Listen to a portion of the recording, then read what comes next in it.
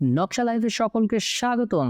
আজ আমরা জানব খুবই ইম্পর্টেন্ট একটি বিষয় সম্পর্কে খুব সহজে, যার নাম মাস্কিং।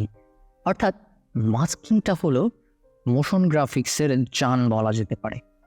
তাহলে চলুন দেখা যাক।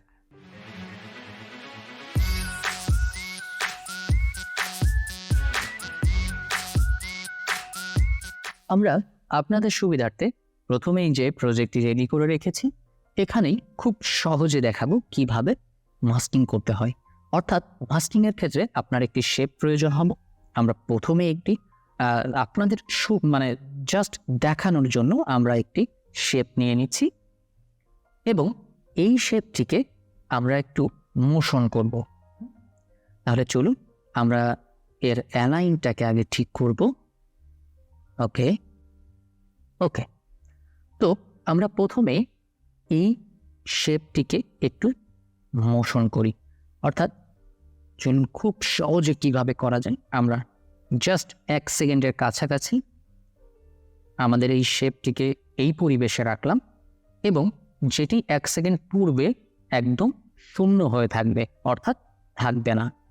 তো এটি দ্বারা কি হবে যে 1 সেকেন্ডের মধ্যে এটি আস্তে আস্তে বড় হবে এবং আমরা ইজি করে নিলাম এবং আমরা একটু স্পিডটাকে একটু সাজিয়ে নিব। অর্থাৎ পূর্বের দিকে খুব দ্রুত আসবে, লাস্টে যে এটি স্লো হতে থাকবে। দেখুন, ওকে।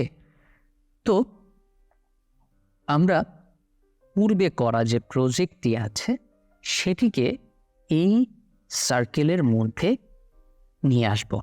দেখুন, আমি পরবর্তীতে আরেকটি, প্রথমে আমাদের 1 সেকেন্ডে একটু আসছে, এসে 2 সেকেন্ডের ক্ষেত্রে এটি অনেক বড় হয়ে যাচ্ছে সার্কেলটি। ওকে, প্রথমে আসছে। আমি অন্য বিষয়গুলো নিয়ে এখন কথা বলছি না, জাস্ট আপনি শেপটাকে আগে মোশন করে নেবেন আপনি যেমনটি চান। ওকে, এবার আমি ঠিক যতগুলি লেয়ারকে বা যতগুলি অবজেক্টকে এই সার্কেলের মধ্যে রাখতে চাই সেইগুলিকে আমি একবারে একটি প্রি কম্পোজিশন করে নিব, অর্থাৎ একটি গ্রুপ করে নিব এটিকে। ওকে, এখানে আপনি কোনো একটি নাম দিয়ে এই গ্রুপটি তৈরি করে নেবেন। অর্থাৎ এখানে একটি নাম দিয়ে আপনি ওকে বাটনে ক্লিক করলে এই সবগুলি মিলে একটি লেয়ার তৈরি হবে। দেখুন, একটি প্রি কম্পোজিশন লেয়ার তৈরি হবে এবং এটি এডিট করার জন্য পরবর্তীতে আমার লেয়ারের উপর ডাবল ক্লিক করলে একটি নতুন উইন্ডো ওপেন হবে যেখানে এটি আমরা এডিট করতে পারব। দেখুন, আমরা নিচে ক্লিক করার পরে 3টি অপশন এসেছে, একটি নর্মাল, নান এবং নান। আমরা মিডিলটিকে দেখব এবং যে উপরের শেপটি আছে শেপ লেয়ার 1কে সিলেক্ট করব। এতে করে কি হলো যে যতটুকু এরিয়া ওই শেপটি দেখা যাবে বা ওই শেপটি ছিল সেই শেপটির মধ্যেই বাকি যে লেয়ারগুলোকে আমি মাস্ক করছি সেইগুলি দেখা যাবে। অর্থাৎ সময়ের সাথে ওই যে লেয়ারটি, অর্থাৎ যে সার্কেলটি আমরা চলমান করেছি সেই সার্কেলের মধ্যেই শুধুমাত্র এই বস্তুগুলি বা এই সাবজেক্টগুলি দেখা যাবে। আমি যদি আরো একটু সহজ করে বলি যে যখন যতটুকু সার্কেল এসেছে আমাদের অ্যানিমেশনের মধ্যে ঠিক ততটুকু নিচের অবজেক্টগুলি আমরা দেখতে পারবো।